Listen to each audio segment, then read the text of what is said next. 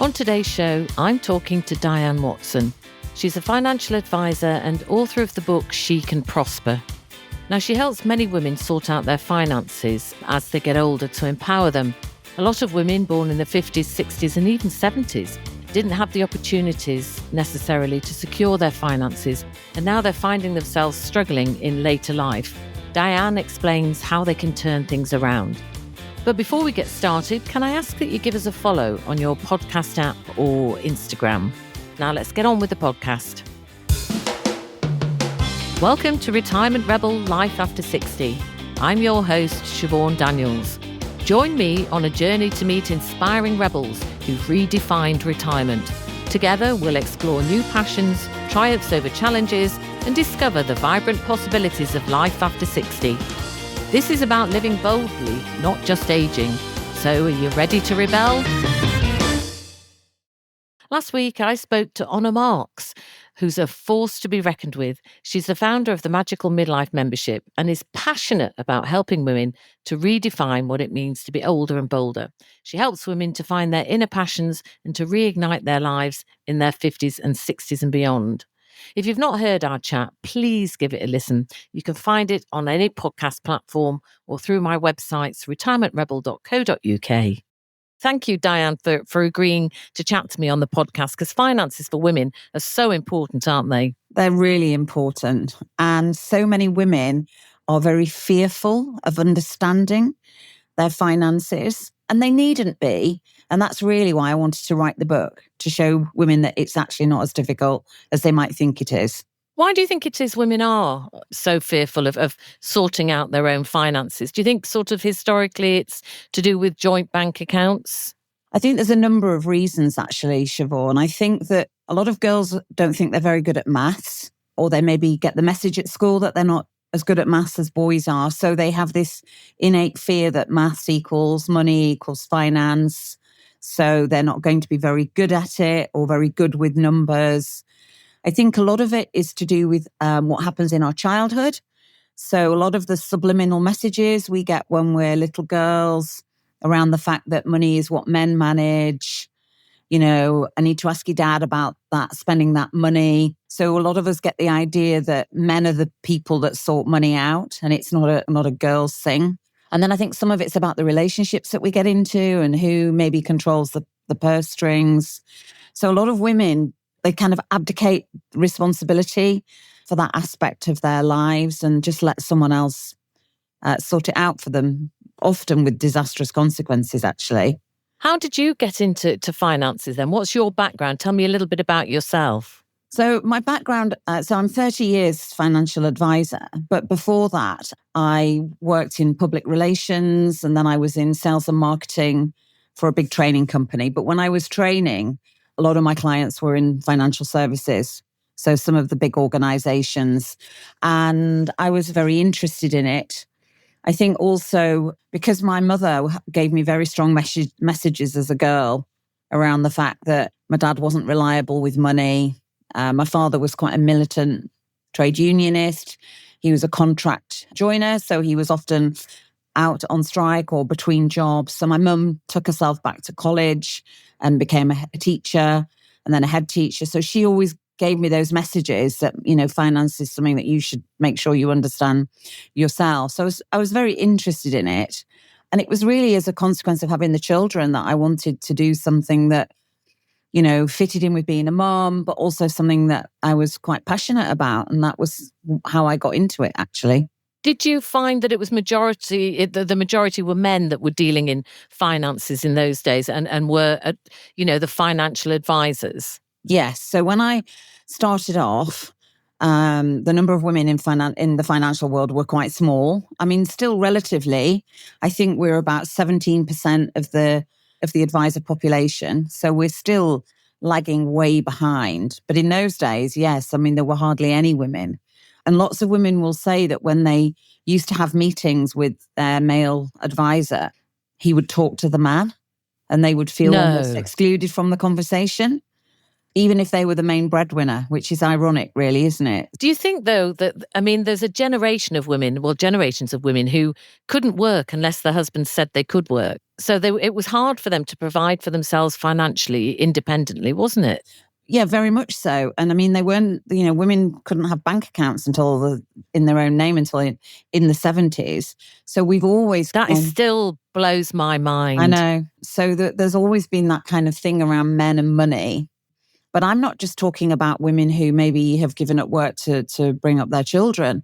I work with lots of highly successful business women in the professions, and a lot of them still do give a lot of responsibility to their finances to their partners rather than, take control themselves. Yeah. What do you think about joint bank accounts? Well, I mean, I'm divorced now, but I always had a joint bank account. I didn't have a problem with that. Well, I didn't have a problem with it until my marriage ended. Until you did have a problem. Until I did have a problem, yes, for sure.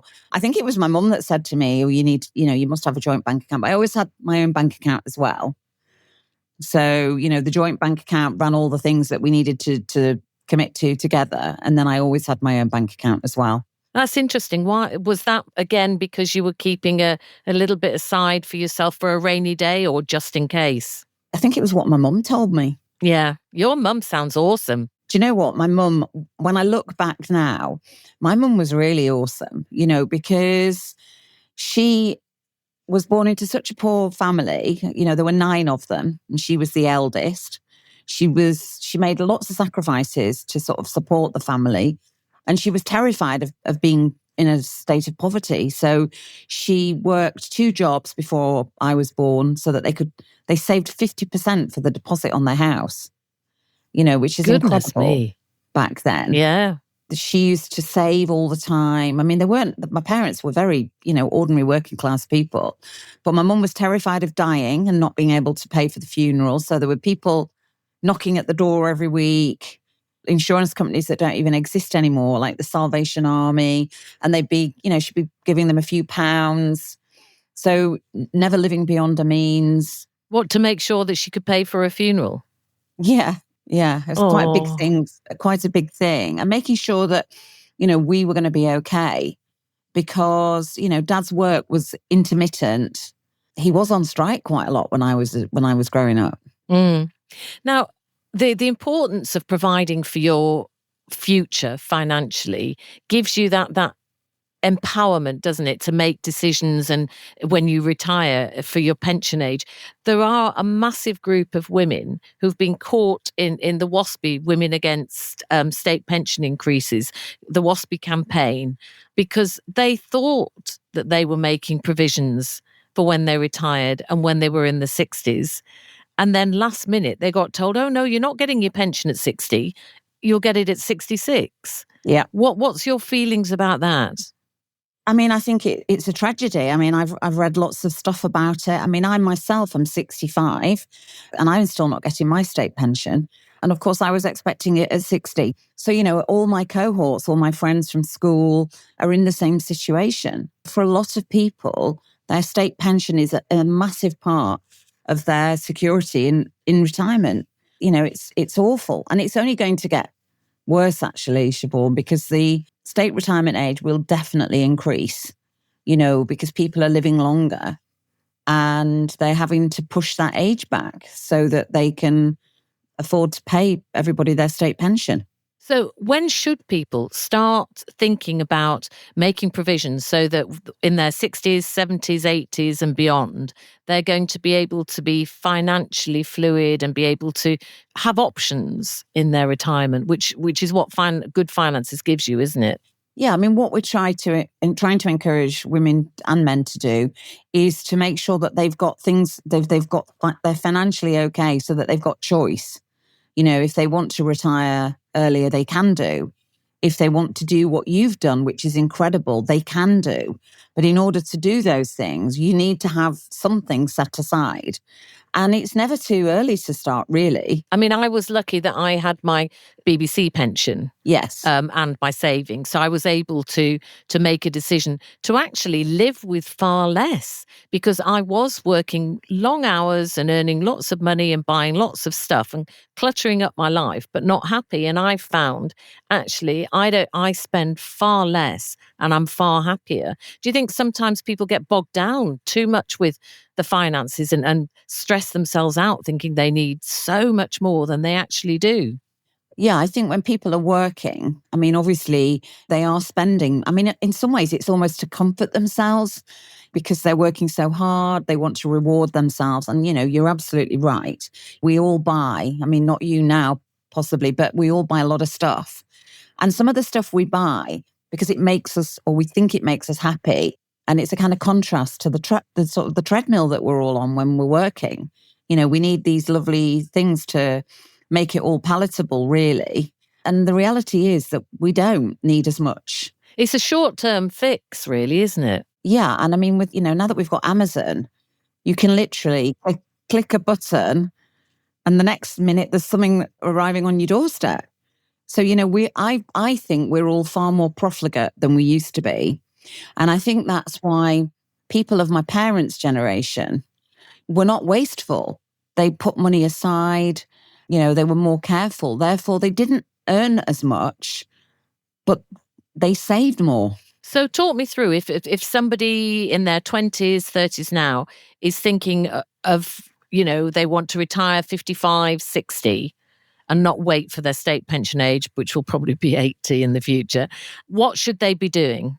So if they're employed, which lots of people are, they need to be joining the scheme that's offered by their employer, which, every employer has to offer a scheme. And you'd be surprised how many people don't join or they opt out because they think, well, that's all years down the line and I'll deal with that later. But for a lot of people, they can't afford, though, even those small amounts at the moment with the cost of living.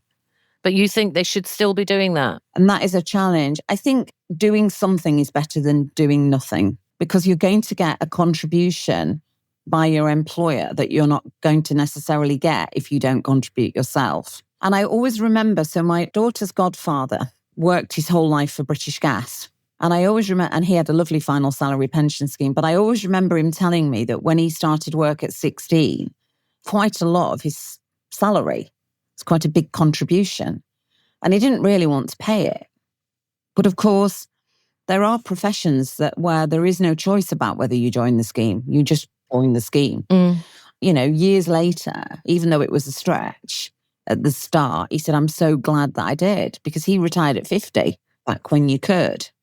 So I think the people that join final salary schemes where there is no choice about joining them, which are people like teachers, nurses, doctors, local government, they just accept. And me, that's when I'm lucky. I mean, it was the golden ticket. When I look now at the pensions that are on offer, at least I'm guaranteed a pension every month until the day I die. Yeah. So, final salary. I know definitely when I was in my 20s, I was a nurse for 9 years before I started working for the BBC. And I didn't give a monkey's really about pensions and retiring. And it was just so far ahead in the future. So I think really I was lucky I joined the BBC and had to join the pension scheme because I don't think I really would have made any provision for getting old. And I think this is the challenge now because, so many companies have closed their final salary pension schemes. I mean, obviously the public sector still have theirs. Some companies do in the private sector. But generally, those lovely schemes that meant that people could retire and be financially okay have disappeared.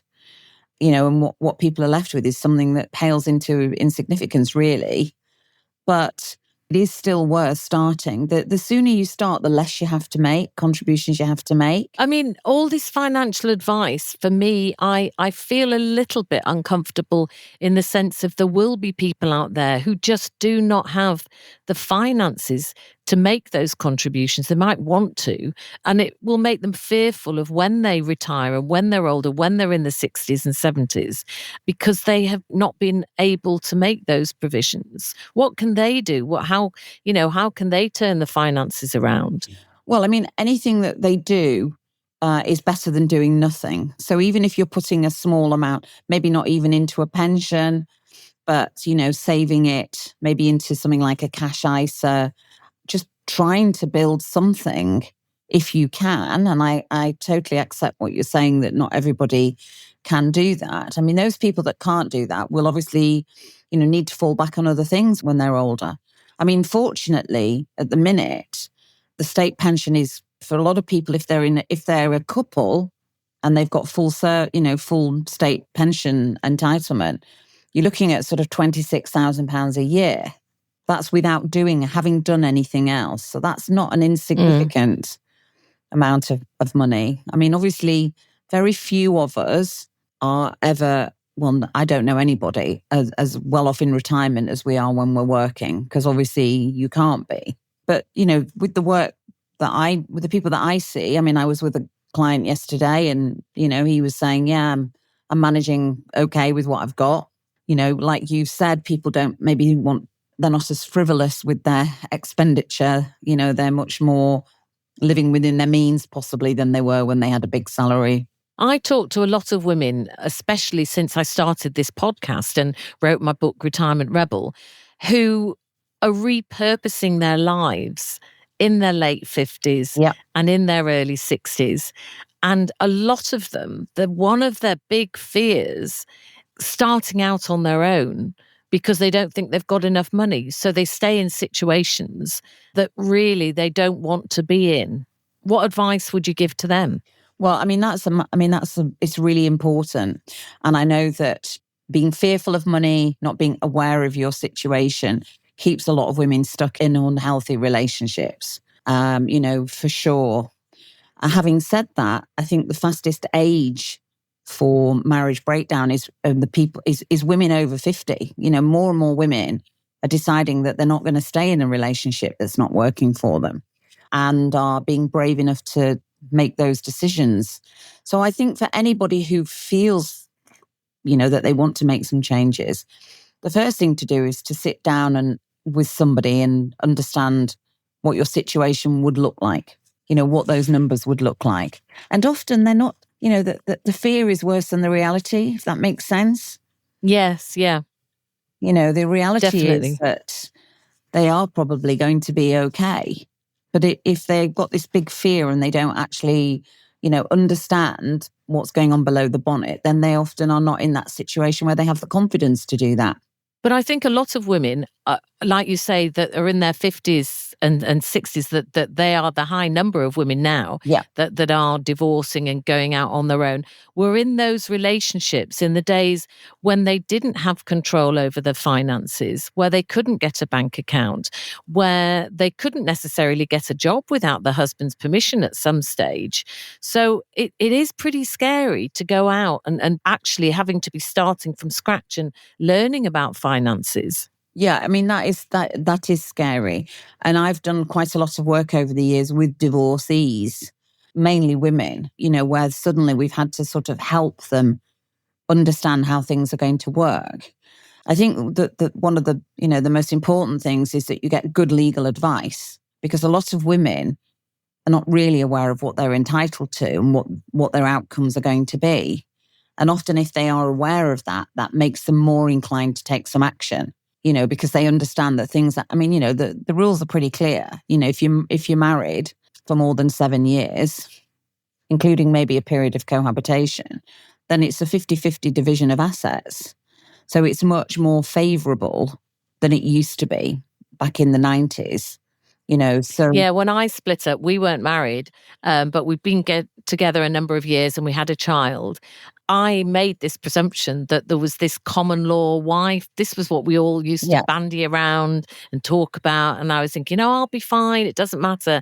But actually it transpired, unless we were married in those days, I don't know what the law is now because I'm on my own, but unless we were married, I was entitled to very, very little. And most of what I got, I had to prove that I'd put into the relationship.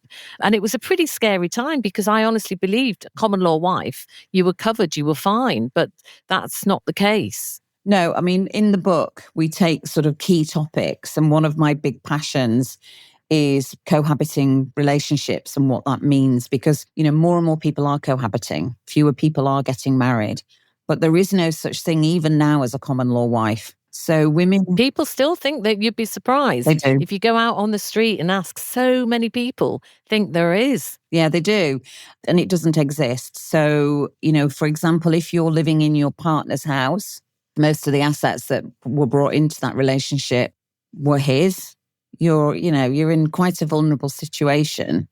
I mean, there are instances where you can make a claim for money because of financial need, but legally you're on a pretty sticky wicket. And it's really important that women understand that. It's why, in some ways it's better to be married than to cohabit at the moment. But I do know of women who have been married for years, over 30 years, and their husband's been in charge of the finances. They've just gone along with it and enjoyed the lifestyle, and maybe signed bits of paper sometimes that the husband's put in front of them. And then the world crashes and they end up getting divorced, and they find out that they're entitled to very little because of things they may have agreed or signed without thinking, because they were in a long-term relationship bringing up children. Yes, and some of that at that point is around the advice that you get, and it's also around what may have gone on that you weren't aware of. So getting to understand that is really so important, because I've been in situations with people myself where the man has been very determined that he's going to try and share as little as he possibly can get away with. And so, but legally, we are equal in that respect. So it's really important that you get somebody who understands what's going on to act for you and try and give you the best possible outcome. One thing I find alarming still is that finances aren't taught in schools properly. I mean, I would have loved to have been taught just the simple banking, getting out of banking accounts, savings, pensions, taxes, all sorts of things, which I've learned. I'm still not particularly good, if I'm honest, with finances. When I have it, I spend it. When I don't, I don't, And I think, how do you feel about the prospect of it being on the curriculum and young people being taught about finances? Yes, so I'm a principal partner with an organisation called St James's Place. That's where my advisory business is. And we run a financial education programme for schools. Right. Because we believe that children should understand the basics of finance. And so I agree with you that we need to get children to engage and understand at a much younger age. But do you think they would do? Because, like I say, when I was younger, I wasn't bothered about pensions and taxes. I mean, how can you make them understand that this is one of the really important building blocks for the rest of their life? I think you've got to try and engage them in a way that they can connect with, haven't you? I'm a passionate believer in sharing stories, because I think stories are the means by which people can identify in them themselves. Because numbers are not a mass; they're not everybody's cup of tea, really, are they? No. They can appear. So, and when I was thinking about writing my book, and I was talking to Debbie Gilbert, who you met, I said, I don't want it to be a book that's full of numbers and talks about tax breaks and tax relief and all that sort of thing, because that's giving me a headache already. Exactly. I thought if we could share some really interesting stories that people could think, oh, that's I'm that person, I'm that cohabiting person, or I'm that person that hasn't put enough money aside, or I'm that person, then they would be able to, and in fact, somebody did call me and say, the story you told me about, and it was about co-owning a business with somebody who, she said, I nearly ended up as a case study in your book. Oh, gosh. Because something happened and I'd thought about what you said. I think it's making it simple and understandable and giving people stories that they can connect to and relate to. I'm just going to interrupt for a moment to shamelessly plug my book, Retirement Rebel. It's published by Vertebrate Publishers, and it's my honest account of feeling broken in my 50s and finding my happy place in my mid-60s. I got rid of my home and possessions and hit the road in my motorhome for a roller coaster ride along life's adventures. I wanted to help younger women not to fear aging and older women to grab life and run with it.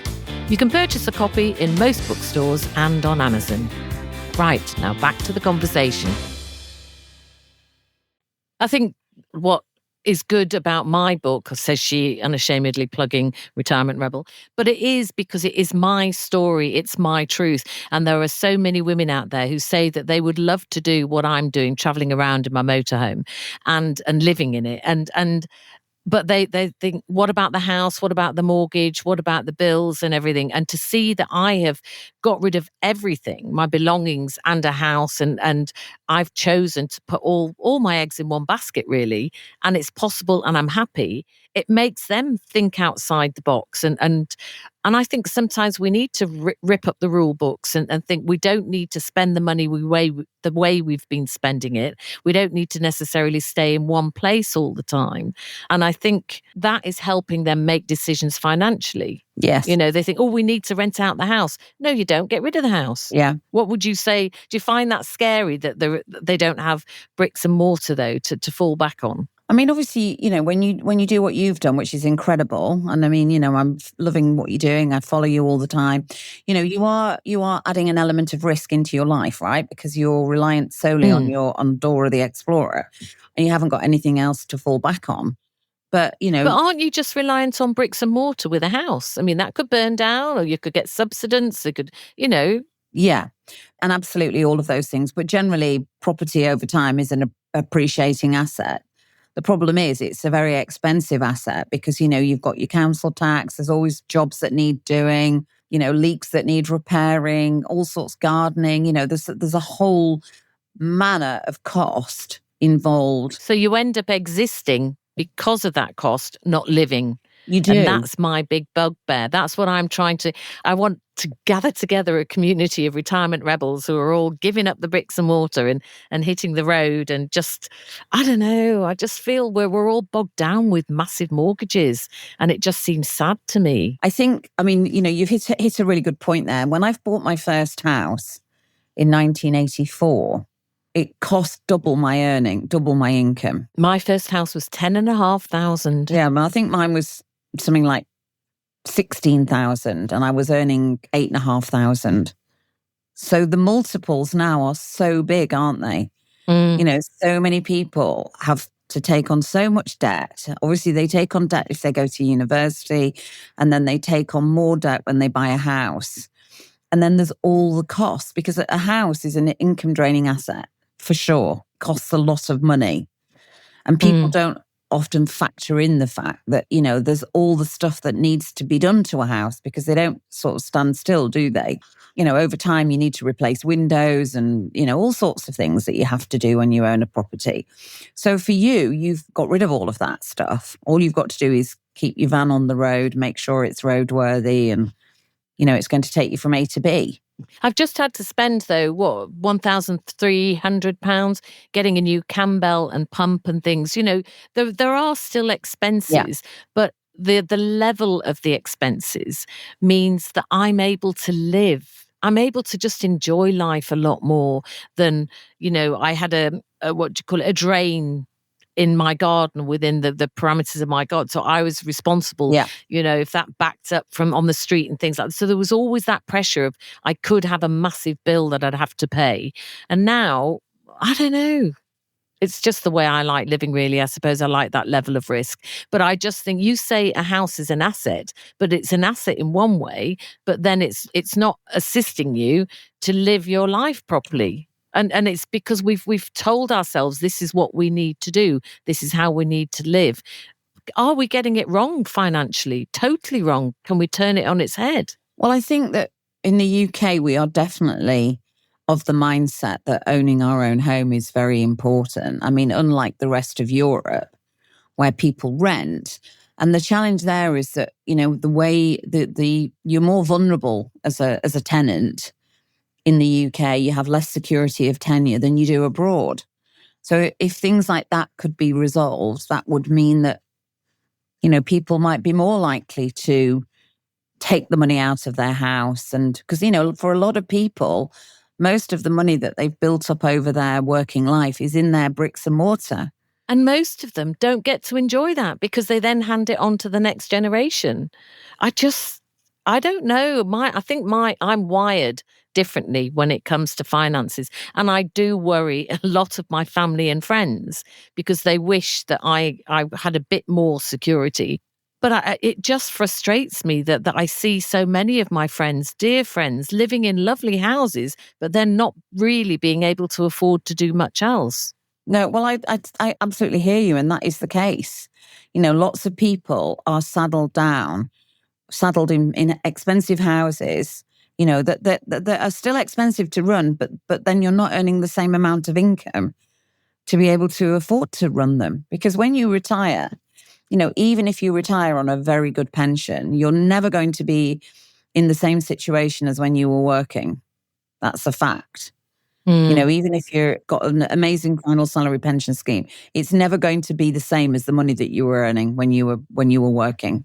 But then your expenditure isn't as much because you can batch cook and you're not getting the coffee going into work every morning. There's all sorts of things where you can recoup that kind of money.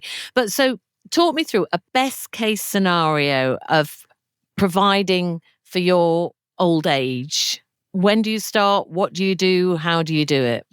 I mean, obviously, you can factor in your property. So lots of my clients will say to me, when I retire, I will be selling my house and I will be downsizing and I will be using the equity that I release to enjoy my lifestyle. So the starting point for most people is, what do I need? Imagine you're 60 today or 65 or whenever it is. 55 at the moment is the earliest you can retire and take pension benefits. So, what we do with a lot of people is work back from what would that look like? What would the numbers need to be? Where is that money that you need to have going to come from? Well, I've got my state pension. I've got some pension from here. I've got some savings. I'm going to release some money out of my house. For a lot of people, the numbers are doable. They can work towards something. I think not having a clue and hoping it's going to be okay is not a good outcome for most people. Oh, right. That's where I've gone wrong. Well, you haven't gone wrong because you've taken a different approach, haven't you? You've gone off and done something that is working for you. And you, obviously, as you said, you've got the benefit of having the final salary pension scheme that you contributed to. But I think it's never too early, if you want to, even in your 20s, to say, I know I'm going to retire at this age. And this is what I think, in today's money, this is what I need. And then we can work back and show you how you're going to get there. But that's an important thing. You said in today's money.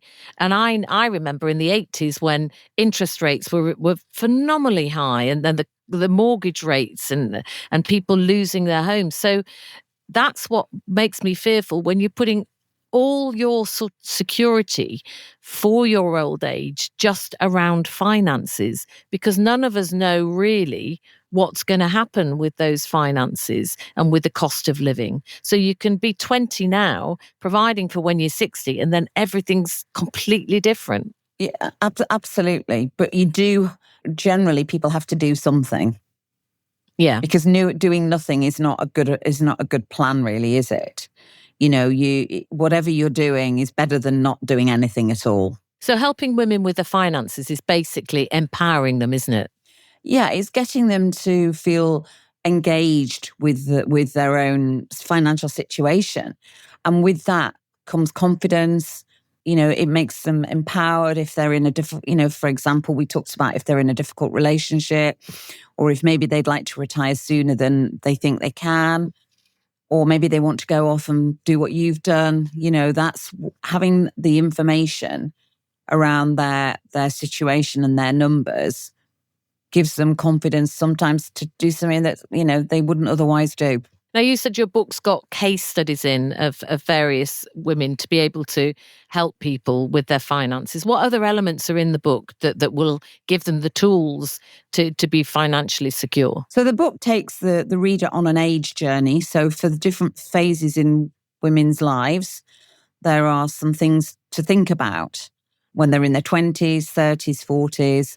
We point them in terms of the kind of things that they need to be thinking about at that age. There is space in the book to make notes, to sort of write things in that are relevant to them. And then the case studies illustrate various things, various points, different people's situations, things that some people have done. We've got one of the case studies where the girl was very determined. She wanted to retire as soon as possible, and the kind of things that she did.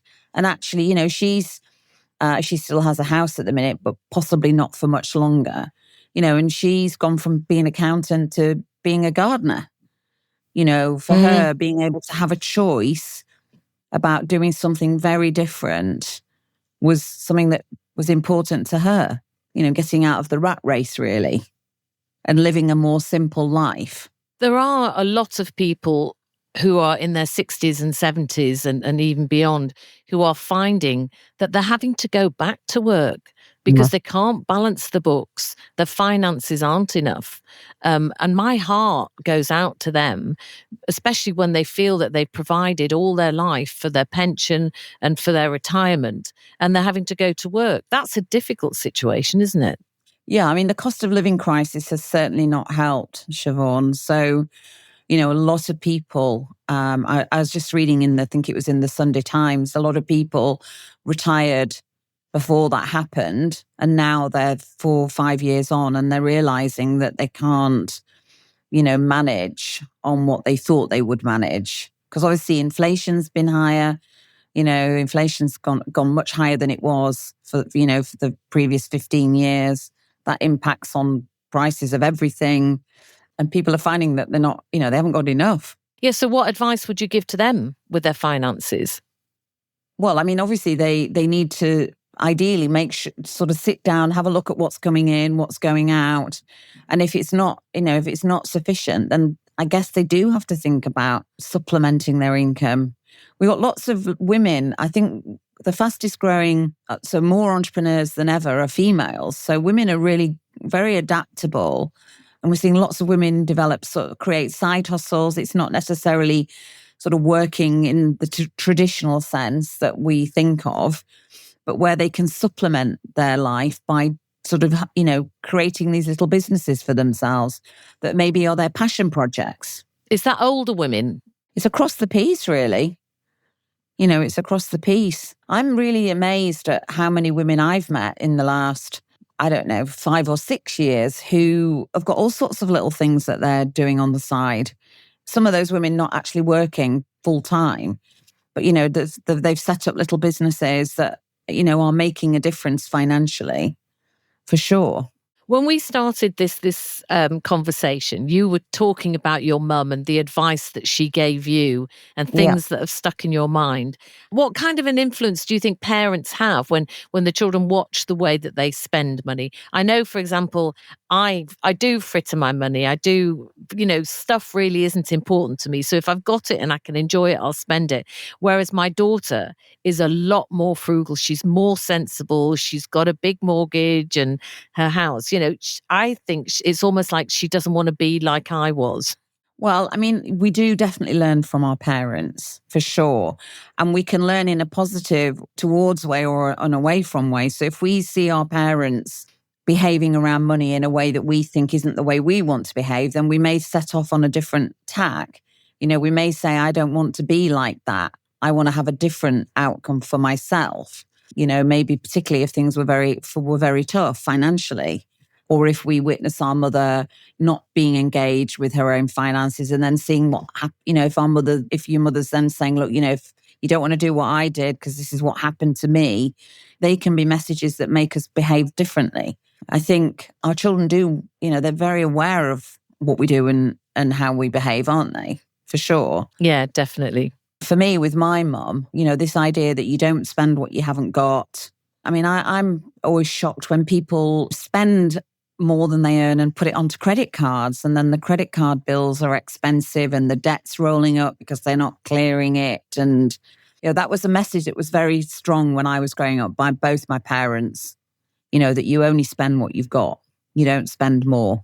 Some people, though, live their whole life on credit cards, don't they? That's the only way they can afford to live. Yeah, it is. But some of those people, for some people, it's about buying things that you don't really need and putting them onto credit cards, isn't it? People have so much stuff now, don't they? I know.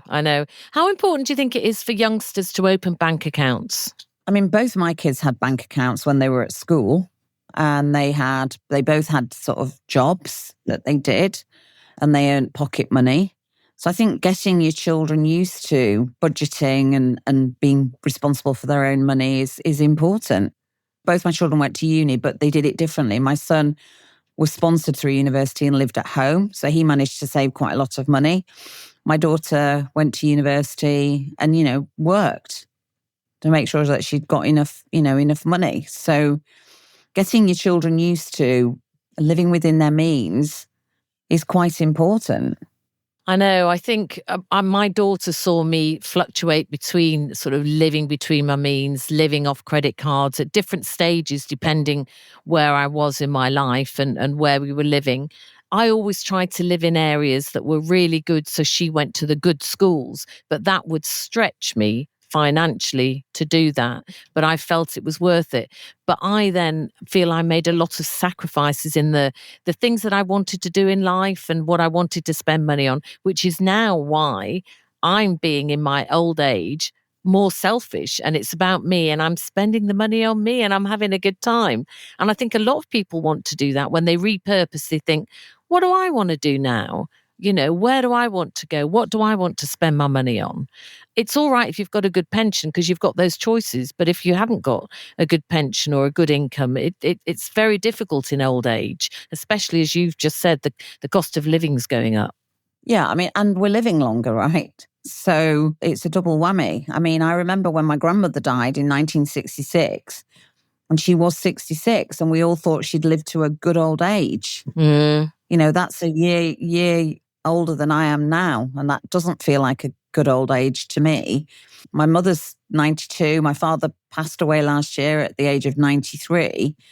So a lot of people are going to be longer retired than they actually worked. Yeah. But that's the whole point for me why I'm doing this podcast, because I kind of think often we're sort of 50 plus and it's then you're on the slippery slope. But I think those years need highlighting. We need to talk about it. We need to talk that we will be spending money for another 10, 20, 30, 40 years, maybe 50 years. And it is an important time to think about our finances, because really, I thought once you retire, you get your pension and you're sorted for your finances. But often that's when the problems start. Yeah, because a lot of people retire with an insufficient pension in the first place, and then they're trying to eke it out, aren't they, for as long as possible. I mean, the trend that I'm seeing is that a lot of my clients are working longer, not shorter, particularly where there's a choice to do that.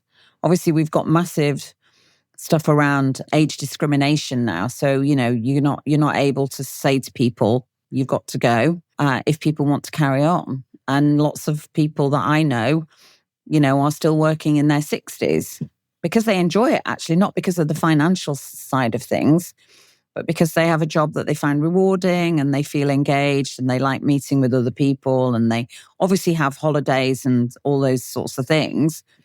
But maybe they don't work, maybe they work less, maybe 3 days, 4 days a week, but they still want to carry on working because they can see how long potentially they've got to live in retirement.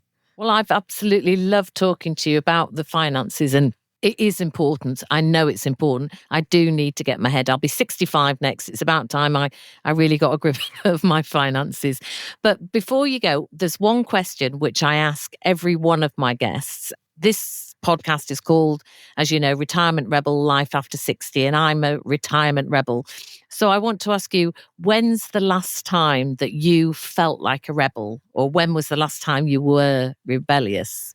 Oh, I feel I've just been on a rewilding retreat, Siobhan. Oh, amazing. To the Lake District. And so I went into Ullswater last weekend, which was incredibly cold. I've never done it before. I went with a group of ladies from Yorkshire, and we did meditation and we hiked up a mountain and we did all sorts of things. So that The last weekend actually was the last time that I felt like a retirement rebel. What did you feel like after you'd done your cold water dip? I felt incredible. I felt so proud of myself because I can swim. I'm not a great swimmer. It's something I'd never thought I'd ever do. And I know that, lots of people are getting into cold water swimming and we see the benefits of it. I absolutely will be doing it again for sure. Well, I bought my daughter for Christmas a cold water tub. So she's doing them every day. And I was with her for a while over Christmas. And every day we did the cold water dip. And as people know who follow me on Instagram, I'm any opportunity and I'm in the cold water, I'm in the sea. I was in Orkney a few weeks ago and I was swimming in the sea there in November. But I find it very empowering. I go to a good place. Is that how you felt? Yeah, definitely. And it enhances the dopamine in our brain, doesn't it? So it gives us that kind of feel good factor that we often need. So, I mean, better to be doing that than, I don't know, something else, I guess. So yeah, I felt really, really naughty last weekend for doing all these things that I've never, done before. And I think when you're older, I mean, I personally feel very young for my age. I feel that I don't conform to the stereotypical 65-year-old woman. I'm very open to. I need to interject there because one of the things that is important to me is you say that you don't feel old and you feel young. And I think that's the kind of narratives that we've all grown up with about we have to say we're young at heart. But you can be old and feel old because old is good. Yes. You don't have to put young there. And also the stereotypical 64 or 65-year-old, that's again what society is telling us, what they think we should be doing or we should look like or we should say. And we need to take control back again, I feel, and say, this is what 64 or 65 looks like. This is what we're doing. I don't need to be younger, this is how we feel. We feel old at heart because old at heart is good.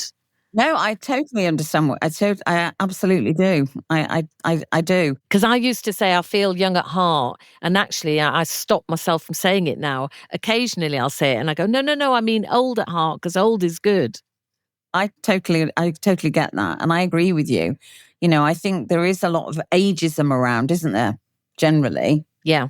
And also, I love the fact that you went and did that wilding retreat with a bunch of women, because this podcast is all about building a community and empowering women, and everything that you've talked about today and what you say about your rebellious weekend last weekend just fills my heart, because that's what I want this platform to be, somewhere that we can all just talk and show that we're living vibrant lives when we're 60, 70, 80 and beyond. Absolutely. So I've got to thank you so much for joining me and chatting with me on the podcast today. I've thoroughly enjoyed it. Well, it's been great to catch up with you again. I hopefully see you when you're back in Yorkshire.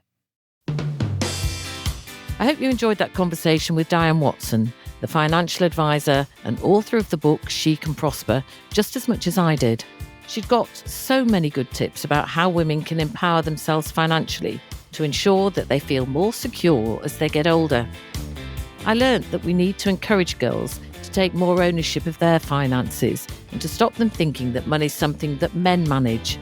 It is changing, I know, but there's still a very long way to go if women are to feel financially equal in society.